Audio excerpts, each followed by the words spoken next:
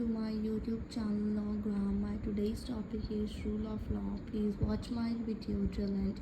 So the entire administration is based on rule of law.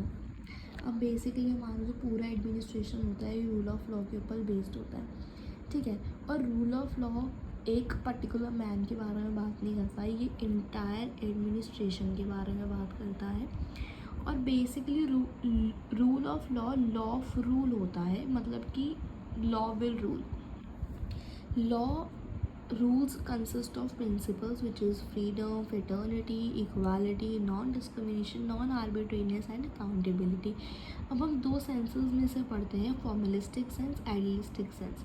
Formalistic sense ये बोलता है कि एक ऑर्गेनाइज पावर होनी चाहिए, एक ही इंसान के पास सारी पावर नहीं होनी चाहिए। वेयर एज आइडियलिस्टिक सेंस ये बोलता है कि हमारा जो रूल ऑफ लॉ है वो एक रिलेशनशिप है between the citizens and the government. Now, according to the AV Dicey, there are three principles given by him, which is supremacy of law, equality before law, and predominance of legal spirit in 1885 to the study of the law of constitution, जो कि उनकी book थी ना। Supremacy of law का मतलब है कि मतलब ये लोग एक्सक्लूड कर देते हैं आर्बिट्रेरी और डिस्क्रिशनरी पावर कॉन्स्टिट्यूशन में से, सिंपल। और वो ये भी बोलते हैं कि कोई भी मैन को हम पनिश नहीं करेंगे अगर उन्होंने एक पर्टिकुलर क्राइम नहीं करा है, और उन्हें उतनी ही साल की सज़ा मिलेगी जितना उन्होंने क्राइम कमिट करा है, right. Equality before law basically क्या होता है, ये आर्टिकल 14 हमारा एक्सप्लेन करता है।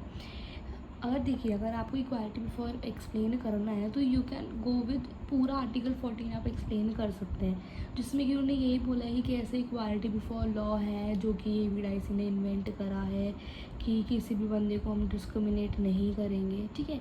और फ्रांस में उन लोगों ने क्या बोला है, जैसे जैसे केसेस वगैरह लड़ते हैं तो उसमें क्या है, अलग अलग एडमिनिस्ट्रेटिव ट्रिब्यूनल बनाए हुए हैं, बट ऐसा इंडिया में नहीं है बिकॉज ये इक्वालिटी बिफोर लॉ है ना। प्रीडोमिनेंस ऑफ लीगल स्पिरिट है, हमारे बहुत सारे प्रिंसिपल्स है, like right to liberty, right of public meetings and come from judicial decision, right.